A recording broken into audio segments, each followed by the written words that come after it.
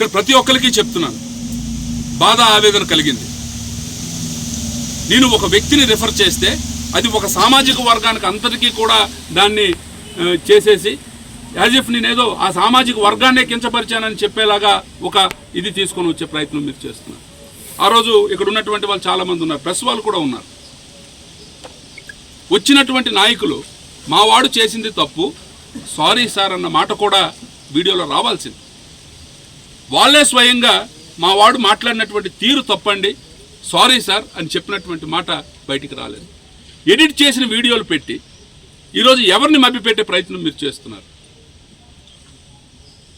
ఒకవేళ నేను నిజంగా ఆ సామాజిక వర్గాన్నే కానీ కించపరిచిన ఒక వ్యక్తిని అయితే, ఇన్ని సంవత్సరాలు నేను రాజకీయాల్లో ఉన్నాను, ఎందుకు నా మీద ఒక కాంట్రవర్సీ కూడా లేదు.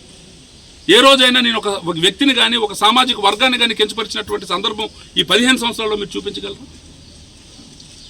ఆ రోజు జరిగింది ఒక వ్యక్తి చేసినటువంటి ఒక తప్పుడు మాటకి నేను రియాక్ట్ అయినటువంటి తీరు. అందులో ఒక మాట, అది కూడా రాజకీయాల్లో ఉన్నాం. ఎందుకంటే దురదృష్టం ఏంటంటే రాజకీయాల్లో ఉన్నాం కాబట్టి మీరు మమ్మల్ని తిట్టినా తప్పులేదు.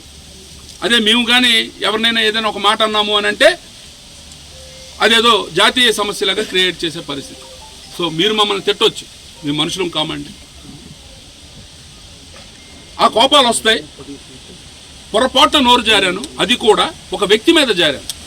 ఒక సామాజిక వర్గానికి నేను ఏదో ఒక మాట అని కించపరిచే ఉద్దేశం లేదు. ఒకవేళ నేనే కానీ ఆ పని చేసి ఉంటే ఆ రోజు మీటింగ్ ఇంకొకరికి జరుగుండేది కదా. మరి అక్కడికి వచ్చినటువంటి ప్రజాప్రతినిధులు ఎవరైతే ప్రతినిధులుగా వచ్చారో ఆ సామాజిక వర్గానికి, వాళ్ళే మా వాడు మాట్లాడింది తప్పు అన్నాడు. ఆ వీడియో ఎందుకు బయటికి రాలేదు? పోనీ ఈరోజు ఇంత రచ్చ జరుగుతుంది, ఆ రోజు అక్కడికి వచ్చి మావాడిది తప్పు అన్నటువంటి నాయకులు ఈరోజు వచ్చి లేదండి అక్కడ జరిగినటువంటిది మనవాడి పొరపాటు అని ఎందుకు చెప్పట్లేదు? మీరెందుకు కామ్గా ఉన్నారు?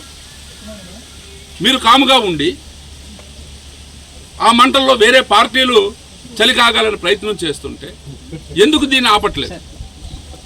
రాజకీయాలు చేస్తున్నటువంటి మనం ప్రజలకి ఎప్పుడూ అందుబాటులో ఉండాలి. ఆ రోజు కూడా పోలీసులు నాకు ఫోన్ చేసి, సార్ 200 మంది వస్తున్నారు, ఏదో ధర్నా అంటున్నారు, మేము రావాలని అడిగితే నేను వ్యక్తిగతంగా చెప్పాను, రిప్రజెంటేషన్ ఇవ్వడానికి వచ్చినటువంటి హక్కు వాళ్ళకు ఉంది, వాళ్ళు రానియండి, వాళ్ళ రిప్రజెంటేషన్ నాకు ఇవ్వనియండి, నేను వాళ్ళతో మాట్లాడతాననే చెప్పాను, కానీ వాళ్ళు ఆపే ప్రయత్నం నేను చేయలేదే.